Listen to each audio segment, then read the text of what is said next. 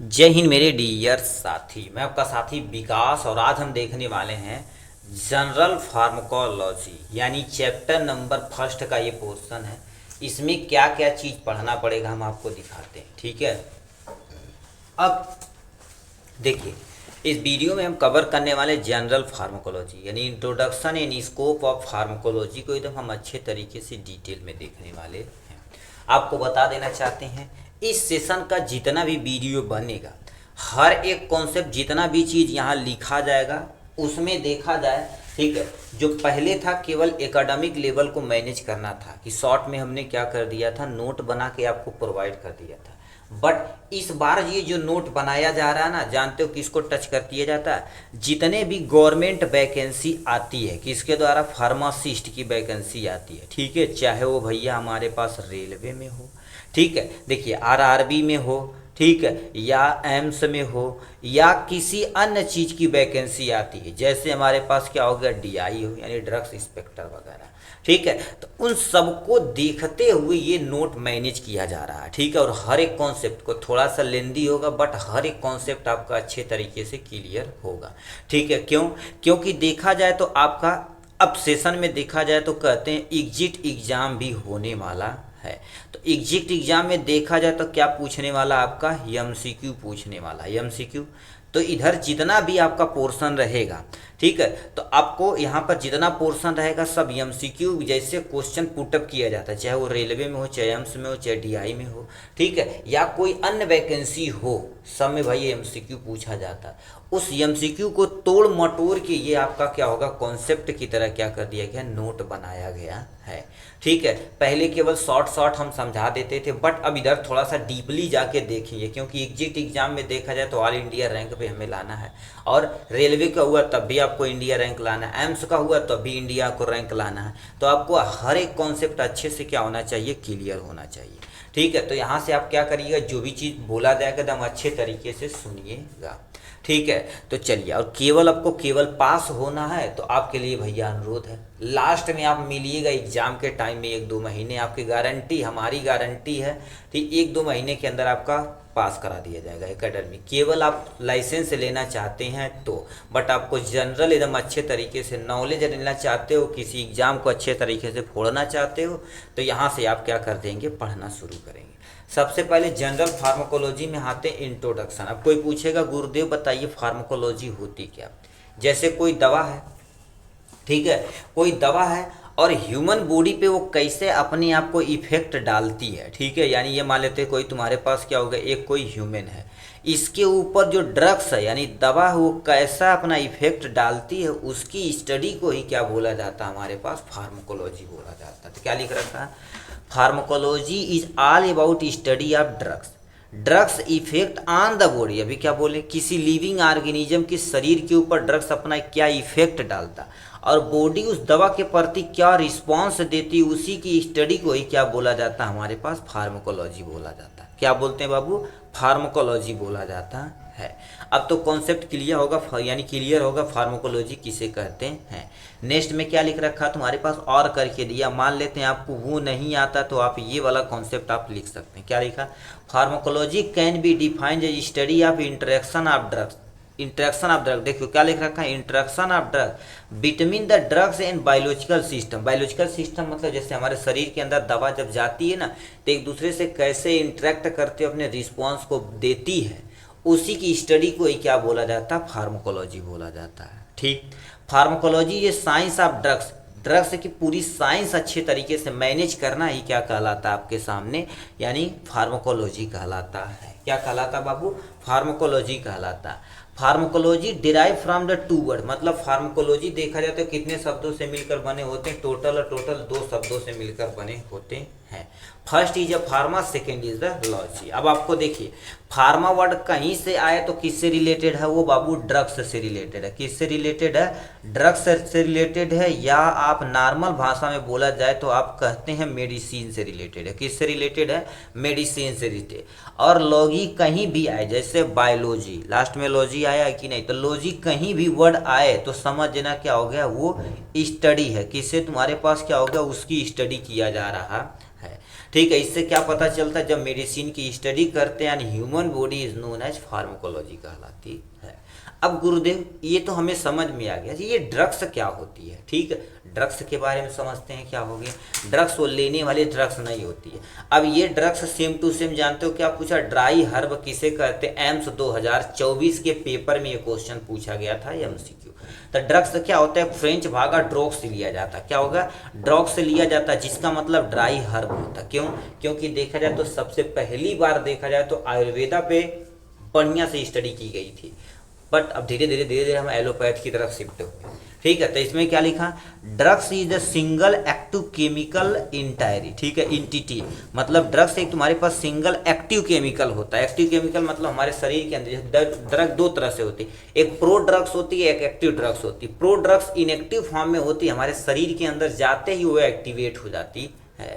ठीक है, तो यहाँ पर लिखा है drugs is a single active chemical entity present in medicine, जो मेडिसिन में प्रेजेंट रहती है। डेट इज यूज डायग्नोसिस के लिए। हम दवा का उपयोग क्यों करते हैं, किसी पर यानी किसी चीज़ को डायग्नोस करने के लिए, किसी चीज़ को प्रिवेंशन करने के लिए, किसी चीज़ को ट्रीटमेंट तथा डिजीज के क्योर करने के लिए, मतलब डिजीज को बचाने के लिए जिस चीज़ का हम क्या कर देते हैं, स्टडी करते हैं, उसी को क्या बोलते हैं, हमारे पास ड्रग्स बोला जाता है।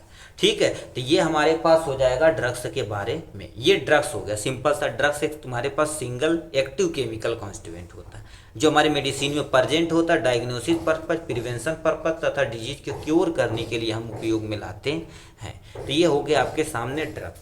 अब नेक्स्ट में आते हैं, तुम्हारे पास क्या होगा, ब्रांच ऑफ फार्माकोलॉजी। नॉर्मल की बात की जाए तो यहाँ पर दो में कैटेगराइज किया जाता है। ठीक है, first is the pharmacokinetics, second is the तुम्हारे पास क्या हो जाएगा, फार्माकोडायनेमिक्स हो जाएगा। क्या हो जाएगा, फार्माकोडायनेमिक्स। अब समझिए काइनेटिक, काइनेटिक वर्ड कहीं भी आए तो आपके माइंड में होना चाहिए, क्या होना चाहिए, मूवमेंट्स होना चाहिए। ठीक है, ये हमारे पास क्या होता है, मूवमेंट मतलब मूव, दवा कैसे हमारे शरीर के अंदर करता है उसको फार्माकोकाइनेटिक कहते हैं। जैसे आप, ठीक है, थोड़ा सा आप पढ़े होंगे काइनेटिक एनर्जी, काइनेटिक एनर्जी बराबर 1/2 mv² होता है। ठीक है, नहीं, काइनेटिक एनर्जी क्या होता है, ठीक है, kinetic energy potential energy plus में तुम्हारे पास एक एनर्जी और होती है, दोनों का मल्टीपल ही काइनेटिक एनर्जी कहलाता है। ठीक है, तो वही चीज़ यहाँ पर देखा जाए तो सिंपली काइनेटिक सिंपल से समझिए मूवमेंट, यानी ड्रग्स हम मुंह में लेते हैं तो कैसे हमारे शरीर के अंदर मूव करता है उसी को काइनेटिक बोला जाता है। तो क्या लिखा है, pharmacokinetics is the study of the drugs movement in their, ठीक है, in through and out of the body, मतलब हम जिसके थ्रू अपने शरीर के अंदर लेते हैं। फॉर एग्जांपल देखो क्या करते हैं, हम मान लेते हैं कोई दवा ओरल ले रहे हैं। ठीक है, ये हमारे पास मान लेते हैं ओरल ले रहे हैं। ठीक है, ये हमारे पास मान लेते हैं ओरल से दवा हम क्या कर रहे हैं, यहाँ से ले रहे हैं ओरल दवा। तो बताइए ये क्या कर देती, पहले सबसे पहले दवा को क्या किए, इन किए हैं, और यहाँ पर स्कीटरा के थ्रू क्या हो गया है, आउट हो गया है। या हम नस में डायरेक्ट लिए हैं तो इंट्रावेनस हो जाएगा, मसल में लिए हैं तो आईवी हमने इंट्रामस्कुलर हो जाएगा। तो वही चीज़ क्या होता है हमारे शरीर के अंदर, वो कैसे जाके और कैसे हमारे शरीर से बाहर निकलती, उसी प्रक्रिया को क्या बोला जाता है, फार्माकोकाइनेटिक्स बोला जाता है।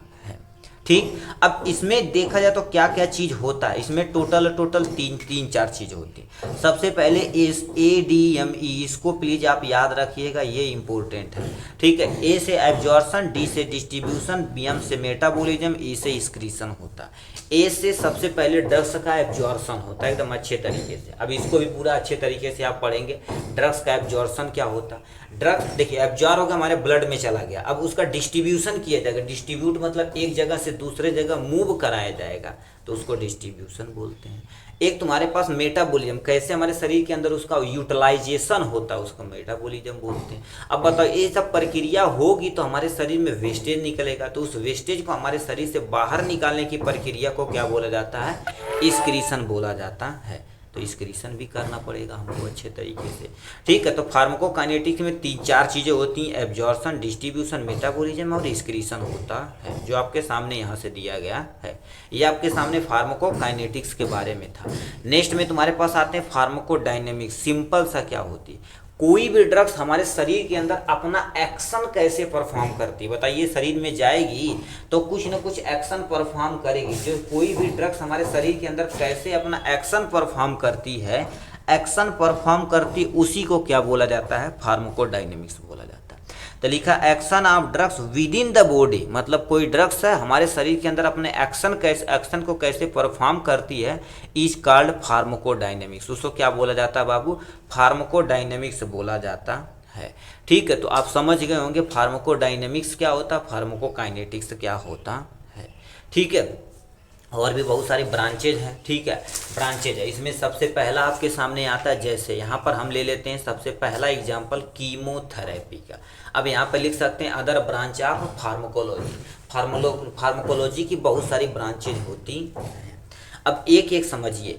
अब ये सब गुरुदेव कहाँ बता रहा है, ये मेरे भाई 60 नोट में पूछा जाएगा, 3 नंबर में कह देगा फार्माकोकाइनेटिक्स क्या होता है, यानी डायनेमिक्स से क्या होता है, कीमोथेरेपी क्या होता है, टॉक्सिकोलॉजी क्या होता है, तो क्या करेंगे, इससे मुँह बाएं रहेंगे ना, ऐसे नहीं, आपको ये सब समझना पड़ेगा। अब नाम से पता कीमोथेरेपी, कीमो मतलब केमिकल, थेरेपी मतलब क्या होती है, उपचार करना।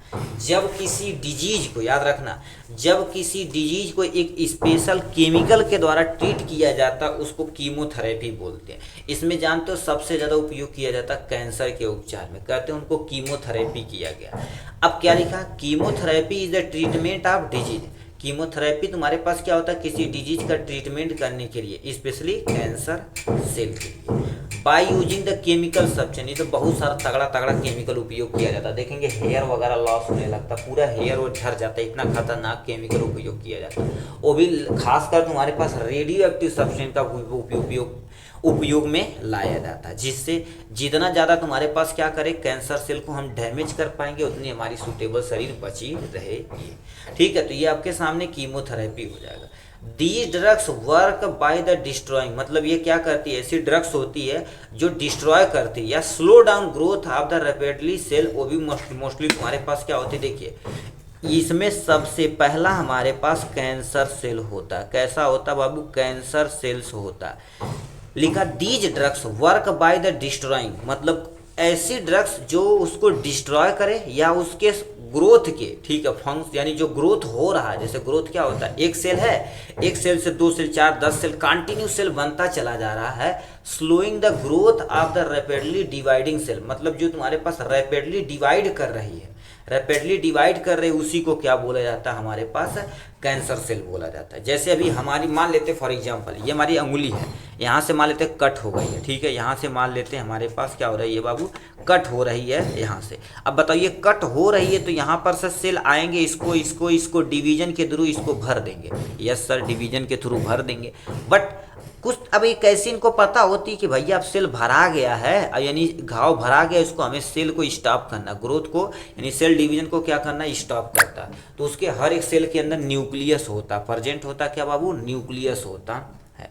सेम टू सेम हमारे शरीर में होता, बट कैंसर सेल में एक बार डिवीजन शुरू होता तो भूल जाता कि भैया हमको रुकना, बिना ब्रेक की गाड़ी हो जाती है और कंटिन्यू धड़ाधड़ डिवीजन करती रहती है, जिससे कैंसर सेल बहुत तगड़ा बढ़ता है। तो उसके लिए कीमोथेरेपी की जाती है। तो आपको आशा करते कीमोथेरेपी समझ में आई होगी। नेक्स्ट में हमारे पास क्या आ जाते हैं बाबू, टॉक्सिकोलॉजी आते हैं। टॉक्सिकोलॉजी तुम्हारे पास क्या आ जाते हैं, यहाँ पर आते हैं।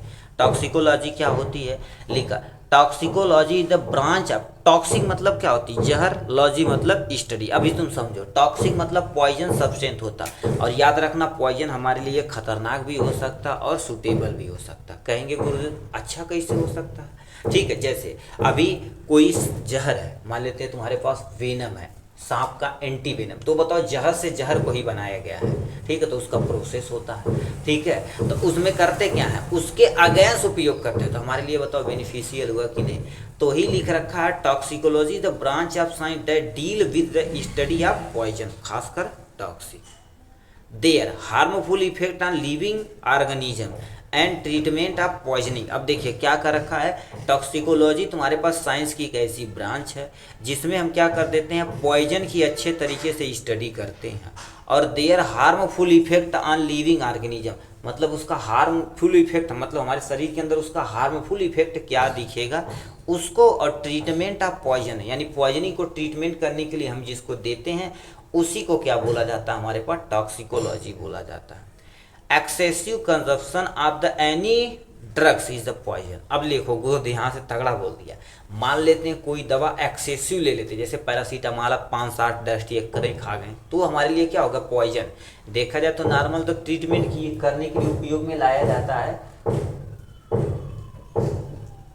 ठीक है। नॉर्मली देखा जाए तो उपयोग में लाया जाता है किसके पर्पज के लिए, डिजीज को क्योर करने के लिए। बट हार्मफुल इफेक्ट कैसे करेगा, जब आप ज़्यादा अमाउंट में ले लेंगे तो। फॉर एग्जांपल अभी ट्रामाडॉल 4-5 ले लेंगे तो आपकी डेथ हो जाएगी, ठीक है। एम्लोडिपिन हो जाएगा। तो ये सब देखो, तो ये सब खतरनाक दवाइयाँ 4-5 एक ही बार लेंगे तो पॉइजस नेचर, टॉक्सिक नेचर का हो जाएगा, जिसकी आपकी डेथ भी हो सकती है। तो लिखा है excessive consumption of the any drugs is poison, उसको क्या बोलते हैं हमारे पास, पॉइजन बोला जाता है। तो ये हमारे पास क्या हो जाएगा, टॉक्सिकोलॉजी।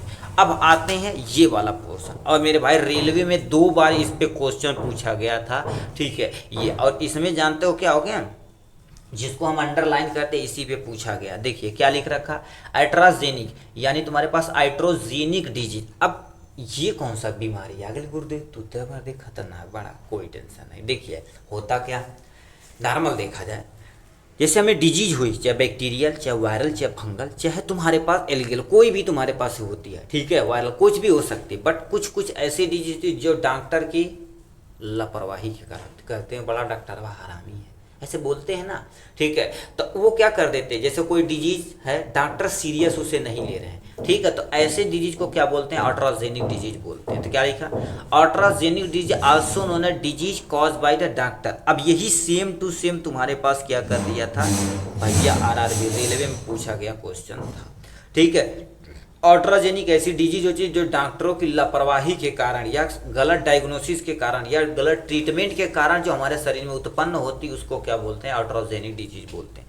खास कर देखा जाए तुम्हारे पास, ठीक है, कुछ अभी सरकारी उरकारी में जानेंगे ना, पट्टी उट्टी करवाएंगे तो देखेंगे मोस्टली पकना शुरू हो जाता है। क्यों, क्योंकि वहाँ पर साफ सफाई जो तुम्हारे पास मेंटेन किया जाता है वो भैया ना के बराबर किया जाता है, तो हमारे पास दिक्कतें हो सकती हैं। तो लिखा क्या हो गया, ऑट्राजेनिक डिजीज आल्सो नोन है तुम्हारे पास डिजीज कॉज बाय डॉक्टर, मतलब ऐसा डिजीज जो किसके द्वारा होता है, डॉक्टर के द्वारा होता है।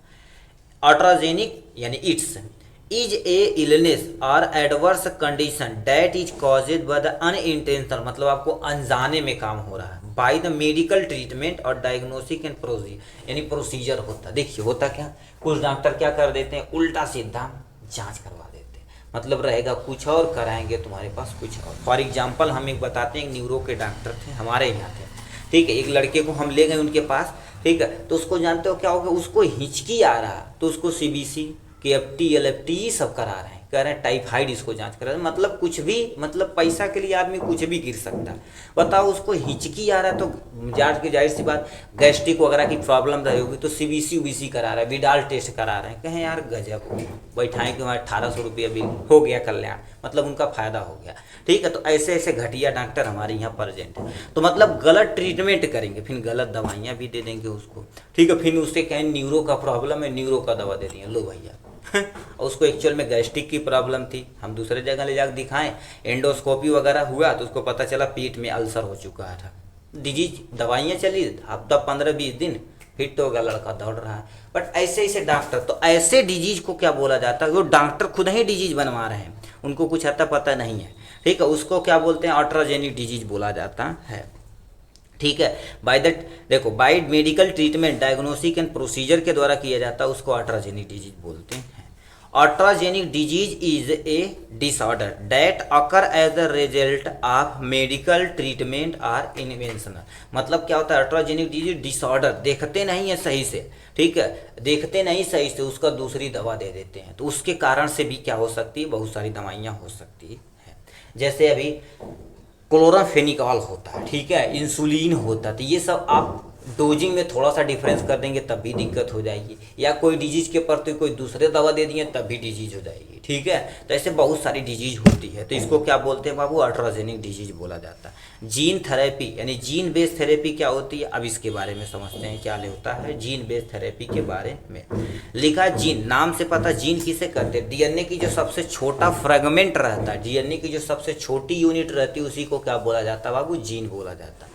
Gene based therapy, gene based therapy is a treatment of disease by replacing, altering and regulate defective gene inside the parent patient. इसको क्या होता है, ठीक है। पेशेंट सेल, अब होता क्या इनके बारे में आप समझिए क्या कहना चाह रहे हैं। ये मान लेते हैं हमारे पास क्या हो गया बाबू, डीएनए। डीएनए का जो छोटा सा फ्रेगमेंट मान लेते हैं ये वाला जो तुम्हारे पास क्या हो गया, जीन है। ये इसमें कोई डिजीज है तो उसको क्या कर देते हैं, उस डिजीज को क्या कर देते हैं, यहाँ से रिमूव कर देते हैं। यहाँ पर हम क्या कर देते हैं, इस डिजीज को क्या कर देते हैं, रिमूव कर देते हैं। एक न्यू तुम्हारे पास क्या कर देते हैं, सेल इसके अंदर इंटर करवा देते हैं। सेल मतलब जीन होता, ठीक है। अब एक्चुअल में सेल हम बोल रहे हैं बट एक्चुअल में क्या होता है, जीन होता। जीन को यहाँ पर क्या कर देते, इंटर करा देते। वो हेल्दी तुम्हारे पास क्या रहती है, जीन रहती। तो बताओ ये इस थेरेपी को क्या बोला जाता है, जीन बेस्ड थेरेपी बोलते। तो यही क्या लिख रखा, उसको रिप्लेसिंग कर देंगे यानी उसको हटा देंगे, अल्टरिंग कर देंगे, मान लो थोड़ा बहुत त्रुटियां है तो उसको काट पीट के हटा देंगे, रेगुलेट करेंगे defective gene inside in patient cell.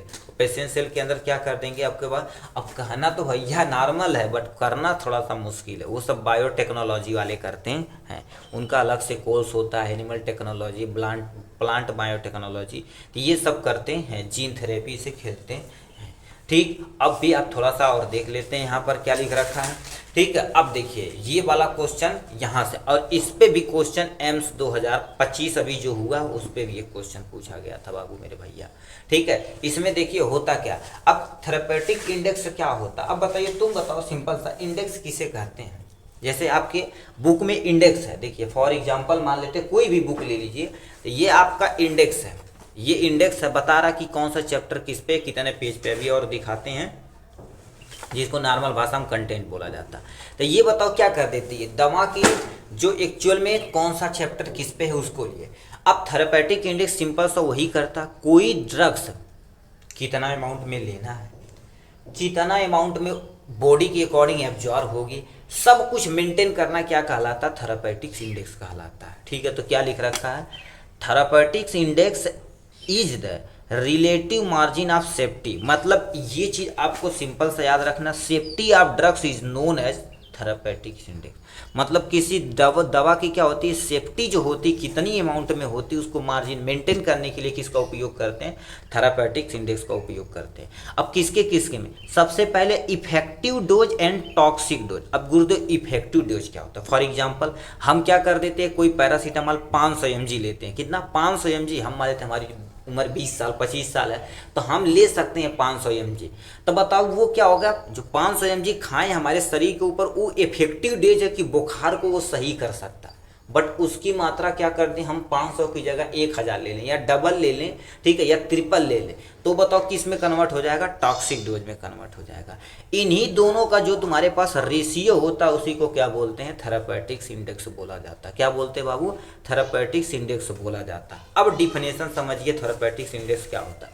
Therapeutics index is the ratio between toxic dose, toxic dose को ही, ठीक है, टॉक्सिक डोज को ही यहाँ पर थोड़ा सा लिख लेना, जिसको हम क्या बोलते हैं बाबू, लीथल डोज बोला जाता है। क्या बोलते हैं, लीथल डोज बोला जाता है। Lethal dose and effective dose का जो तुम्हारे पास रेशियो होता है, जो क्या बताता है बाबू, सेफ्टी का इंडिकेट होता है, उसी को थेरेपेटिक्स इंडेक्स कहते हैं। तो थेरेपेटिक इंडेक्स को शॉर्ट में क्या बोला जाता है, TI, से थेरेपेटिक और I से तुम्हारे पास index. Therapeutics index is equal to lethal dose, जो तुम्हारे पास क्या होता है, लीथल डोज होता है, और अपान में तुम्हारे पास इफेक्टिव डोज होता है, इनका जो रेशियो होता है उसी को क्या बोला जाता है, थेरेपेटिक्स इंडेक्स बोला जाता है, ठीक है। और इस पे बाबू एम्स 2025 में 2024 में दोनों में क्वेश्चन ये पूछा गया मेरे भाई है, ठीक है। तो आशा करते हैं आपको ये आया होगा सिंपल था। अब देखिए सिंपल सा समझिए, जो टॉक्सिक डोज है, इफेक्टिव डोज का जो रेशियो होता है उसी को सिंपल सा क्या बोलते हैं, हमारे पास थेरेपेटिक्स इंडेक्स बोला जाता है।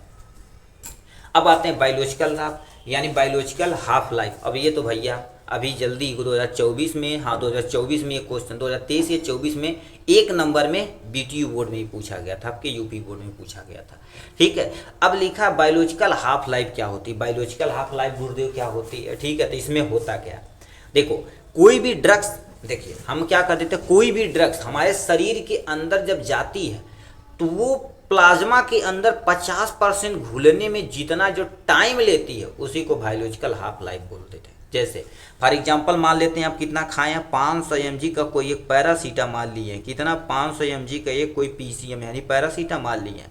अब बताओ 500 यानी जो तुम्हारे पास mg है, इसको हमारे प्लाज्मा में यानी 250 mg जाने में जितना जो टाइम लग रहा है उसी को क्या बोलते हैं, बायोलॉजिकल हाफ लाइफ बोला जाता है। तो क्या लिखा है, biological half life is the time taken for the तो 50% of the substance to be remove from the body. देखिए उपयोग होगा, ठीक है, उपयोग होगा तो क्या कर दिया जाएगा हम,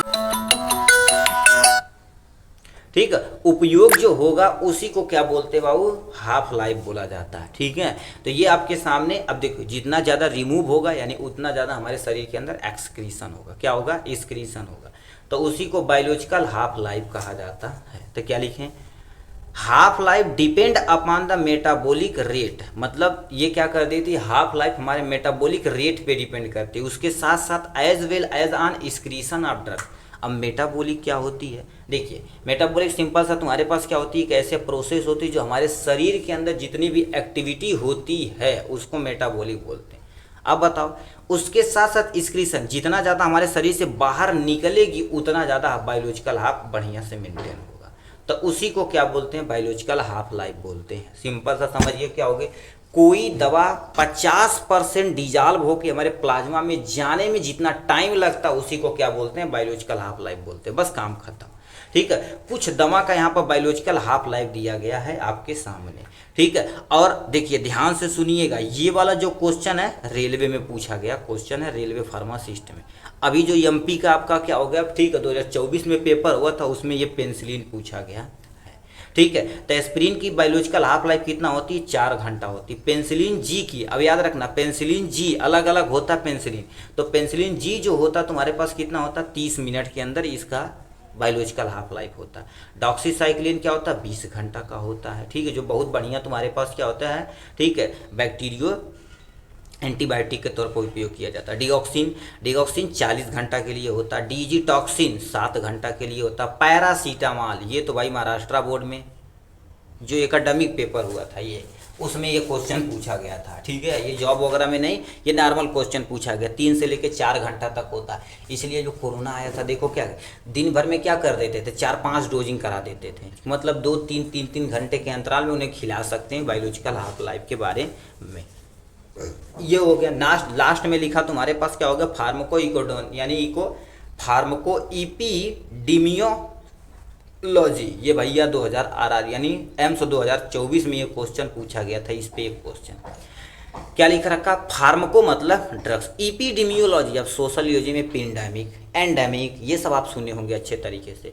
pharmaco इपिडेमियोलॉजी is the branch of science that deal, ठीक, that study of use of effect of drug large population, मतलब कोई ड्रग्स है लार्ज पॉपुलेशन में अपना कैसे इफेक्ट दिखाती है उसी को क्या बोलते हैं, इपिडेमियोलॉजी। जैसे फॉर एग्जांपल कोई ड्रग्स लिए हम मान लेते हैं आपके सिटी में पूरी अच्छे तरीके से डिस्ट्रीब्यूट कर दी, तो उसको देखेंगे इसका एक्चुअल में इफेक्ट कितना है, एक्चुअल में इफेक्ट कितना, उसी को क्या बोलते हैं, फार्माको, ठीक है, फार्माको इपिडेमियोलॉजी बोला जाता है। क्या बोलते हैं, फार्माको इपिडेमियोलॉजी बोला जाता है।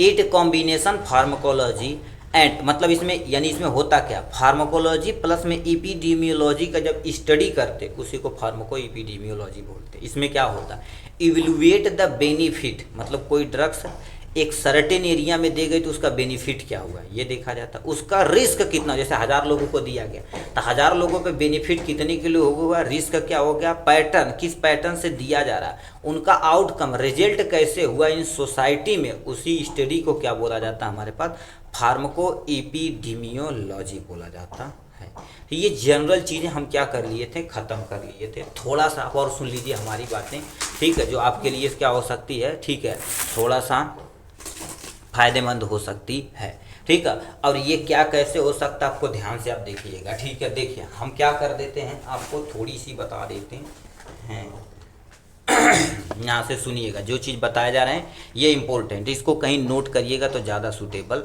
रहने वाला है, ठीक है। इसमें देखिए सबसे पहले तुम्हारे पास क्या आता है बाबू, यहाँ से, ठीक है, जिसको हम क्या बोलते हैं बाबू, फादर ऑफ, ठीक है, ये हमारे पास क्या हो जाएगा, हो जाएगा फादर ऑफ फार्मको, ठीक है, ये हमारे पास क्या हो जाएगा, फार्मकोलॉजी जो आप पढ़ रहे हैं। इसको किसे बोला जाता है फादर ऑफ फार्मकोलॉजी, इसको क्या बोलते हैं, एस्टवाल्ड, ठीक है, एस्टवाल्ड ठीक है सीमेडबर्ग को बोला जाता है, ठीक है। ये हमारे पास पहले थे, इसको मेन वाला ये याद रखिएगा, चाहे ये वर्ग वाला याद रखिएगा, काम हो जाएगा। नेक्स्ट में तुम्हारे पास क्या, अब फादर ऑफ मेडिसिन को ही कहेगा तो आप बताइए फादर ऑफ मेडिसिन यानी फादर ऑफ मेडिसिन किसे कहा जाता है।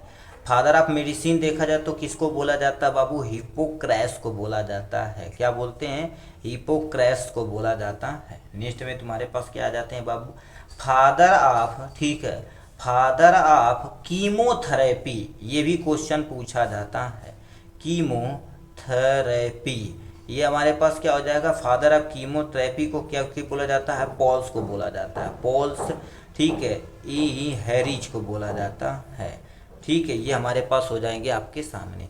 नेक्स्ट में तुम्हारे पास क्या होगा, यदि कोई पूछेगा पहले फार्मासिस्ट यानी सबसे पहला फार्मासिस्ट अपने यहाँ कौन थे, ठीक है, यानी पहले फार्मासिस्ट कौन हुए थे पूरे विश्व में, पूरे वर्ल्ड में, तो यानी गैलेन का नाम होता है, क्या होता है, गैलेंस का नाम होता है। अब एक बात और बताइए, फादर ऑफ, ठीक है, यहाँ पर क्या होगा, फादर ऑफ इंडियन ये फादर ऑफ इंडियन में, ठीक है, इंडियन मेडिसिन। अब बताइए इनका नाम आप लिख के कमेंट बॉक्स में आप लिख के दिखाएंगे, फादर ऑफ इंडियन मेडिसिन किसे कहा जाता है, ठीक है। तो ये आपके सामने हमने क्या कर दिया, इतना चाहिए। और ये वही क्वेश्चन पूछा जाता है जैसे कोई कंपटीशन वगैरह देंगे तो उसमें। चलिए आज के लिए बस इतना ही, फिर मिलेंगे नेक्स्ट वीडियो में नेक्स्ट टॉपिक के साथ, तब तक के लिए bye bye and take care.